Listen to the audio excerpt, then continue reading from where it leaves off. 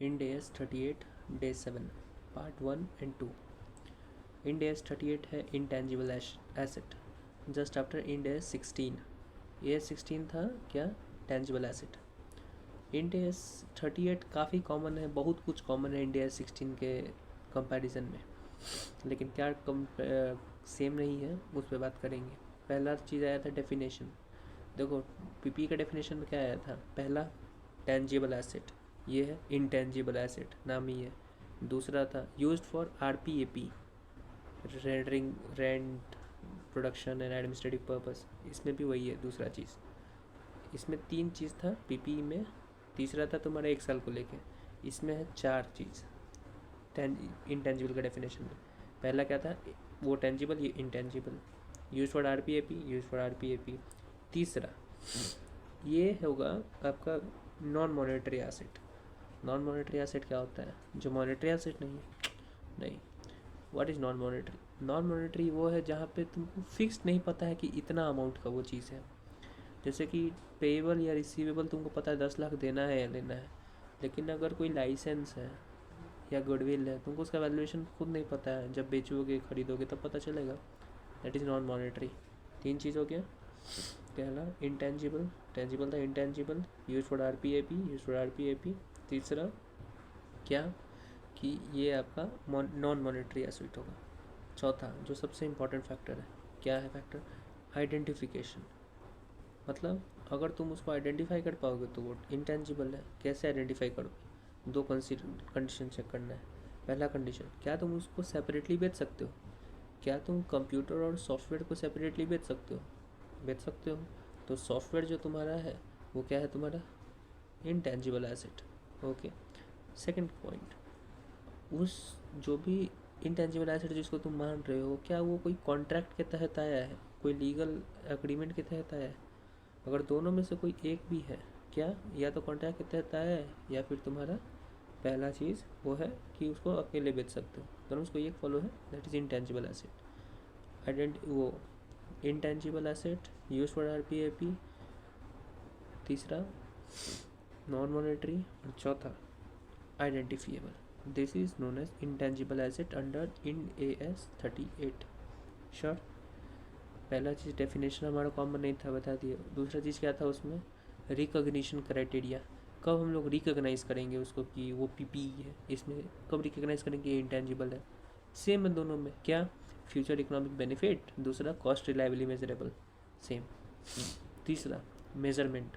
उसको चलो रिकॉग्नाइज कर दिया, मेज़र कैसे करेंगे? मेज़र करने के लिए दोनों में चीज़ एकदम सेम है, थोड़ा सा बस चेंजेस है. क्या? इनिशियली जब हम लोग उसको मेज़र करते थे तो कॉस्ट पे करते थे, इसको भी उतना ही पे करेंगे. ठीक है. इसमें सब कुछ सेम है. क्या? पहला कि परचेज कॉस्ट में क्या क्या अगर ख़रीदें उसको तो कैसे कैसे आना चाहिए, सब कुछ वही है जैसे कि पीपी में था. एक्सचेंज किए हैं तो क्या होना चाहिए, वो भी एग्जैक्ट वैसा ही है. गवर्नमेंट ग्रांट मिला है, वो भी वैसा ही है. 2 चीज़ नया है. क्या? बिजनेस कॉम्बिनेशन और internally generated intangible asset. Business combination की वजह से अगर कोई इंटेंजिबल एसेट बन रहा है तो उसका क्या अकाउंटिंग होगा, या फिर इंटरनली तुम अगर जनरेट कर रहे हो इंटेंजिबल तो उसका अकाउंटिंग क्या होगा, उसके बारे में क्या कहता है वो जानेंगे. बिजनेस कॉम्बिनेशन क्या है? अमेलगमेशन पढ़ते ना. एक बिजनेस बेच रहा है अपने आप को, दूसरा बिजनेस खरीद रहा है, बायर सेलर. ओके. पहला रूल देखो भाई, जो भी कंपनी बेचता था उसका 2 वैल्यू दिया हुआ रहता था बुक में. एक था उसका हिस्टोरिकल कॉस्ट या कैरिंग वैल्यू जो उसके बुक्स में लिखा हुआ है. दूसरा हुआ करता था जो रीवैल्यूएशन करके जो वैल्यू दिया हुआ है. हम लोग किस पे बात करते थे? रीवैल्यूएशन वाला फिगर पे, राइट. तो भले ही तुम्हारे बुक्स में बायर के सेलर के बुक्स में वो कॉस्ट पे दिखा रहा है, लेकिन जो बायर होगा वो जब खरीद लेगा तो उसके बुक में रीवैल्यूड अमाउंट जाएगा, उसके बुक में हिस्टोरिकल कॉस्ट नहीं जाएगा. क्यों? क्योंकि भाई वो तो फेयर वैल्यू पे खरीदा है ना, तो जो जितना पैसा दिया है वही तो उसका कॉस्ट है, वो उतना लिखेगा. ठीक है. इंटरनली रिकॉग्नाइज्ड हम लोग गुडविल कभी भी नहीं, अगर खुद से हम बना रहे हैं गुडविल तो उसको कभी भी बुक्स में नहीं लिखते हैं, ये बात तो पता है तुमको. लेकिन जो बिजनेस बिकता है तो गुडविल तो लिखाता है. क्यों? 13.5 लाख का अगर नेट एसेट है, 17 लाख रुपया तुम कैश दे रहे हो, तो 3.5 लाख रुपया एक्स्ट्रा क्यों दिए हो? क्योंकि उस बिजनेस के पास गुडविल था, लेकिन उसके बुक्स में नहीं है. अगर बुक्स में नहीं है तो मतलब ये थोड़ी है कि नहीं है, एकदम है। तो जब तुम पैसा दिए हो गुडविल का भी, तो तुम तो लिख सकते हो। इंटरनली रिकग्नाइज हम लोग नहीं करेंगे, लेकिन जब परचेज करेंगे तो गुडविल लिखाएगा। तीसरा देखो भाई, अगर क्या होता है कि कुछ ऐसा अथी है, इंटेंजिबल एसेट है जिसको तुम रिकग्नाइज नहीं कर सकते हो क्योंकि वो इंटरनली रिकग्नाइज है। Like for example customer database of BB Virtuals, customer database उसके पास है लेकिन वो लिख नहीं सकता। क्यों? क्योंकि वो इंटरनली रिकग्नाइज किया है। लेकिन बीबी वर्चुअल्स अगर AK लिमिटेड को बेच देता है तो उसके पास तो कस्टमर डेटाबेस का पैसा दिया हुआ है, तो वो लिखेगा। ठीक है। चौथा चीज़ क्या, कि अगर कोई कंपनी है, बीबी वर्चुअल्स ही है, तो उसका जो बुक आता है वो अलग अलग, एक टाइटल का अलग वैल्यू लिखे हुए हैं और एक बुक का अलग वैल्यू लिखे हुए हैं। तो सामने खरीदने वाला जो कंपनी वो क्या कर सकता है कि एक ही वैल्यू में दोनों का बात लिख देगा, कि टाइटल एंड बुक का एक वैल्यू में लिख सकता है, वो उसके ऊपर है। ये जो दो को इंटेंजिबल बोल रहे थे, टाइटल और बुक, टाइटल क्या अकेले बिक सकता है? नहीं, बिना बुक का तो बिकेगा नहीं। अब जो बुक है वो बिना टाइटल का नहीं बिकेगा क्योंकि टाइटल के ऊपर चल रहा है। दोनों अलग अलग एसेट है, लेकिन दोनों एक दूसरे के बिना नहीं बिकेगा, इसलिए दोनों को एक में हम लोग लिख सकते हैं। ठीक है। अब बात आता है इंटरनली जनरेटेड इंटेंजिबल एसेट। तुमको पता है इंटरनली जनरेटेड इंटेंजिबल एसेट को हम लोग लिख सकते हैं। अरे गधे, अभी तो तुम बोला था कि नहीं लिख सकते हो। कैसे? देखो, 2 point. Internally generate intangible asset अगर बना रहे हैं और वो जो इंटेंजिबल एसेट वो गुडविल है, तो हम लोग रिकग्नाइज नहीं करेंगे कोई हालत में। लेकिन इंटरनली जनरेट कर रहे हैं, लेकिन जो एसेट है वो तुम्हारा रिसर्च एंड डेवलपमेंट वाला बात है, तो रिकग्नाइज करेंगे। ठीक है। क्या? गुडविल तो कभी रिकग्नाइज नहीं होगा, याद हो गया। अब देखते हैं अदर देन गुडविल, जो भी रिसर्च फेज में काम चल रहा है, जो भी रिसर्च का काम हो रहा है, अभी वो डेवलपमेंट में नहीं गया है, हम लोग उसके ऊपर सिर्फ काम कर रहे हैं। जैसे कि जो सर बोले क्या, कि चश्मा बनाना है कि हम समझ पाए कि सामने वाले के दिमाग में क्या चल रहा है। साइंटिस्ट लोग रिसर्च करेगा कैसा हो सकता है, नहीं हो सकता है, they will work upon it, right. जब तक काम कर रहा है तो जो भी एक्सपेंसेस लगेगा उसको हम लोग P&L में एक्सपेंस आउट करेंगे, कैपिटलाइज नहीं होगा। लेकिन जिस दिन वो श्योर हो जाएगा, प्रोटोटाइप बन गया, चलो ठीक है अभी बिकना शुरू नहीं हुआ, लेकिन प्रोटोटाइप बन गया कि अच्छा ये ऐसा हो सकता है, तो उस दिन से रिसर्च फेज से हट के वो बन जाएगा डेवलपमेंट फेज में चला जाएगा। जब से डेवलपमेंट फेज में जाएगा तो जो जो वैल्यू उसके ऊपर खर्च होगा, लेकिन कौन सा वैल्यू जो डायरेक्टली एट्रीब्यूटेबल है, मतलब उस चीज़ को लेके जो तुम, जैसे कि वो चश्मा बनाने के लिए तुम्हारे पास मटेरियल्स, वर्क, लेबर, ये सब जो डायरेक्टली एट्रीब्यूटेबल है वो सब कैपिटलाइज होगा। लेकिन तुम अब एडवर्टीजमेंट कर रहे हो, that is not directly attributable, भले वो डेवलपमेंट फेज में हो रहा है लेकिन डायरेक्टली एट्रीब्यूटेबल नहीं है, तो वो कॉस्ट में कैपिटलाइज नहीं हो। ठीक है, मान लेते हैं कि चलो डेवलपमेंट फेज से जैया होगा तब से हम लोग कैपिटलाइज करेंगे। लेकिन एक बात बताओ, कब पता चलेगा कि डेवलपमेंट फेज आ गया? तब पता चलेगा जब 6 कंडीशन फुलफिल होगा। कौन सा 6 कंडीशन? दो पार्ट में डिवाइडेड है। पहला पार्ट क्या? कंप्लीट। कंप्लीट क्या? पहला, टेक्निकल फिजिबिलिटी कंप्लीट हो गया उसका, कि चलो टेक्निकली फिजिबल है, तो हम लोग उसको पहला पॉइंट कंडीशन फुलफिल हो जाएगा। दूसरा जो कंडीशन से कंप्लीशन से बना है क्या? इंटेंशन है वो कंप्लीट करने का। चलो मान लिया कि टेक्निकली फिजिबल ही है, अभी चलेगा ये, हम टेक्नोलॉजी है मैं इसको मार्केट में चलाने की, लेकिन क्या हमको मन भी है कि चलो हम बना लेते हैं, डिसिप्लिन नहीं बनाएगा, तो कंप्लीशन को लेकर 2 बात हो गया, technically feasible till for completion of completion, उसके बाद दूसरा इंटेंशन टू कंप्लीट। ये 2 पार्ट हो गया एक कंप्लीशन को लेकर। दूसरा पॉइंट आता है ए से शुरू होता है, क्या? अवेलेबिलिटी और एबिलिटी। अवेलेबिलिटी होना चाहिए रिसोर्सेज का, तभी जाके तुम बना पाओगे। दूसरा, एबिलिटी होना चाहिए तुम्हारे पास कि तुम उसको बेच सको। मेरे पास रिसोर्स है कि इंजीनियर है, लेकिन MBA से सेल्स वाला है ही नहीं, फ़ायदा क्या? Resource available, ability to use and sell also, intention to complete, and उसके बाद टेक्निकल फिजिबिलिटी ऑफ कंप्लीशन।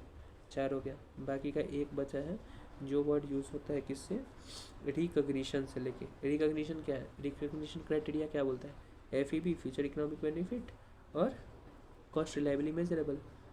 ऐसे करके कट गया, 6 पॉइंट बन गया, कंप्लीशन, ए और रिकग्निशन क्राइटेरिया। ठीक है, एक बार जान लो यही चीज़ है।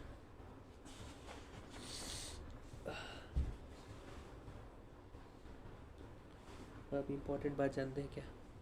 देखो भाई, रिसर्च फेज चल रहा था, डेवलपमेंट फेज में आने का तुम्हारा मन हो रहा है, तुम चेक करेगा कि चलो भाई 6 कंडीशन पूरा हो रहा है कि नहीं, लेकिन 6 कंडीशन पूरा हो रहा है कि नहीं हो रहा है, तुम कंफ्यूज, तो तुम क्या करोगे, उसको रिसर्च फेज में मानोगे डेवलपमेंट में। जब तक तुम श्योर नहीं हो जाता है कि 6 कंडीशन फुलफिल हो रहा है, it will be recognise into P&L only, research phase में ही माना जाएगा। ठीक है, अब तुमको लिस्ट देते हैं कि एकदम जहाँ तुमको नाम दिख जाए तो मान लेना कि वो रिकॉग्नाइज नहीं करेगा। कब रिकॉग्नाइज नहीं करेगा, जब वो इंटरनली जनरेट हुआ। इंटरनली अगर जनरेट हुआ तो नहीं रिकॉग्नाइज करना है, परचेज करेगा तो कर देना। क्या क्या, ब्रांड, कस्टमर का list, customer data, publishing title, book का टाइटल, मास्ट हेड बुक्स, उसके बाद गुडविल। 5 चीज़ एकदम याद रखने का है दिमाग में। क्या, कस्टमर डेटा, मास्ट हेड, टाइटल, ब्रांड, गुडविल, ये सब चीज़ अगर जहाँ भी है इंटरनली अगर जनरेट किया है नहीं करना है रिकॉग्नाइज।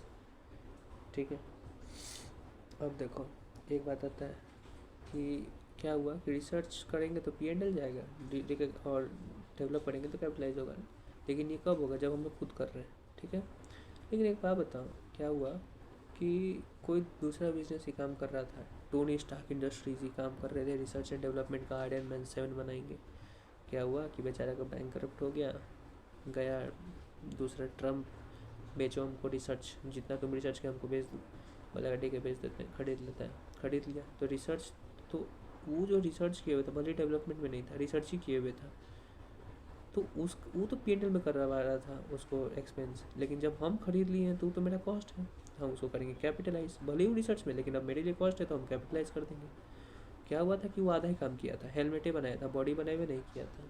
ट्रम्प भैया क्या किए कि ये बॉडी भी बना दी, तो जब बॉडी जब बना रहे थे रिसर्च फेज में था तो भले ही खरीदते थे तो कॉस्ट जाएगा, लेकिन बाद में फिर से रिसर्च करना शुरू किया तो फिर से उनको P&L में डालना होगा। जैसे बॉडी बन जाएगा, जैसे डेवलप मान लीजिएगा, तभी आप क्या करिएगा, कैपिटलाइज कर दीजिएगा। डन। ठीक है, अब बात करते हैं, अभी तक बात हो रहा था क्या, इनिशियल मेजरमेंट, डे 1। अब हम लोग बात करेंगे सब्सिक्वेंट मेजरमेंट। फिर से सेम भाई, जो सब्सिक्वेंट मेजरमेंट हमारे PP में था कि या तो कॉस्ट कर सकते हो या रिवैल्यूएशन कर सकते हो, एग्जैक्ट सेम है इसमें भी, थोड़ा सा डिफरेंस है। क्या, उसमें था कि आपको मन करे तो कॉस्ट पे करो, मन करे रिवैल्यूएशन पे करो, लेकिन यहाँ पे ऐसा नहीं है।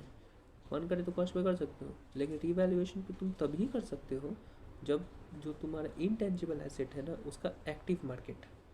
एक्टिव मार्केट क्या होता है, एक्टिव मार्केट वो प्रोडक्ट का मार्केट है जो कब फ्रीक्वेंटली बेचा जा रहा है, फ्रीक्वेंटली खरीदा जा रहा है। जैसे फॉर एग्जांपल मोबाइल को फ्रीक्वेंटली खरीदा भी बेचा जा रहा है, लेकिन मोबाइल तो टेंजिबल हो गया। इनटेंजिबल एसेट का बात करते हैं, माइक्रोसॉफ्ट 11 ऑपरेटिंग सिस्टम, ये तो फ्लिपकार्ट पे बिक रहा है ना भाई, कोई खरीद रहा है कोई बेच रहा है, फ्रीक्वेंसी ज़्यादा है, इसका एक्टिव मार्केट है। लेकिन जो हम लोग सोचते थे कि चश्मा खरीदेंगे, चश्मा बनाएंगे जिससे दिमाग पढ़ा जाएगा, उसका तो कोई एक्टिव मार्केट है नहीं, कहीं बिक रहा नहीं है, तो वो रिवैल्यूएशन मॉडल यूज़ नहीं कर सकता है। लेकिन जिसका ये क्या नाम है एक्टिव मार्केट है वो रिवैल्यूएशन कर सकता है, लेकिन ये कंडीशन फुलफिल होगा तभी।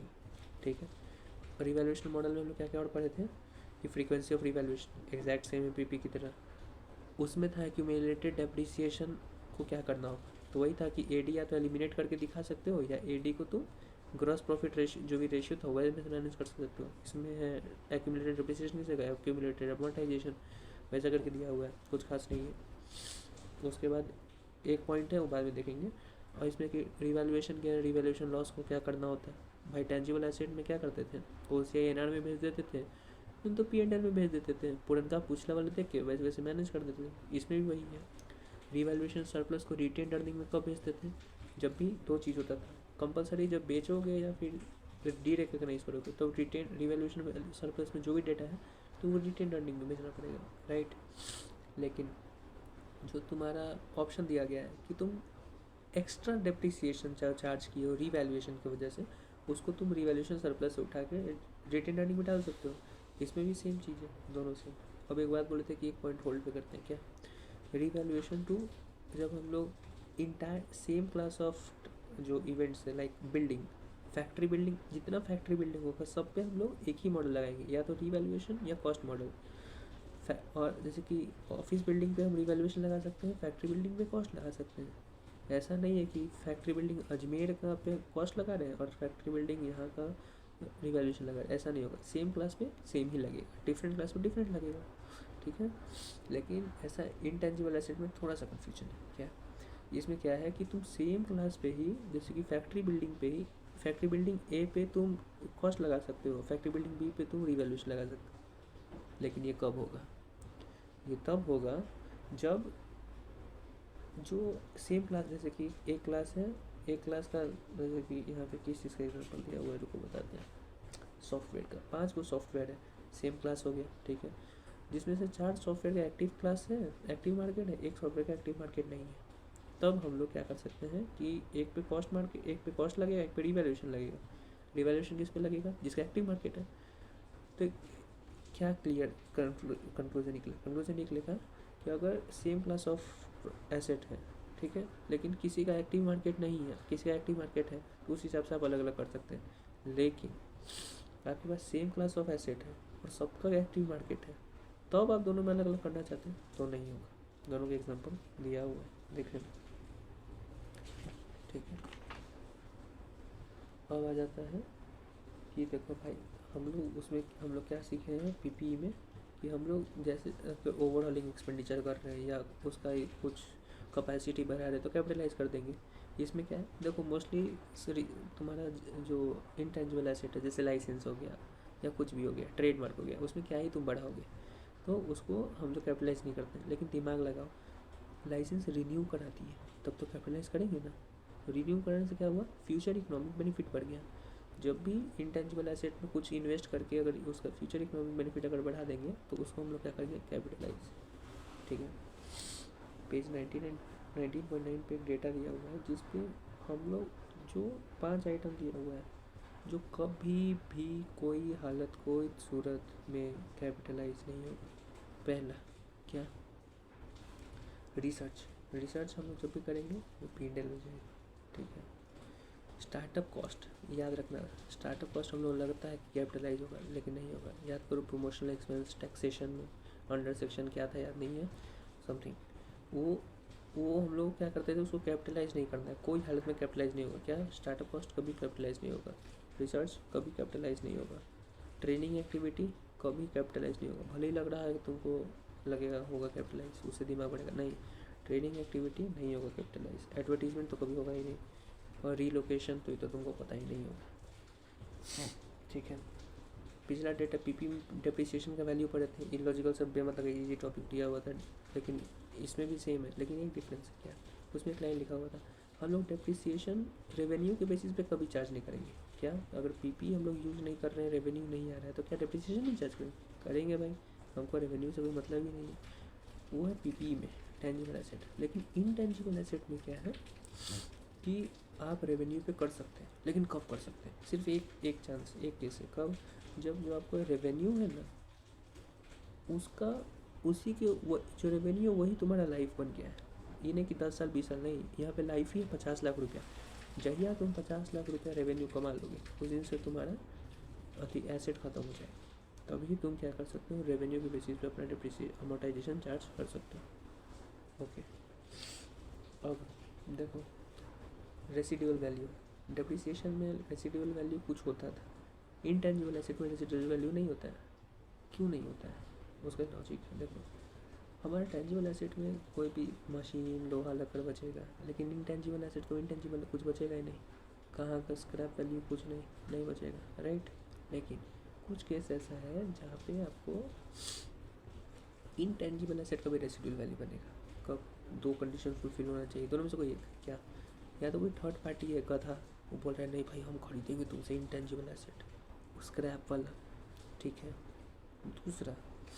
दूसरा ये कि एक्टिव मार्केट है कोई, ये तुम्हारा खराब से इंटेंजिबल एसेट खरीदने का, तो उसका एक्टिव मार्केट तो खरीद लेगा, ठीक है।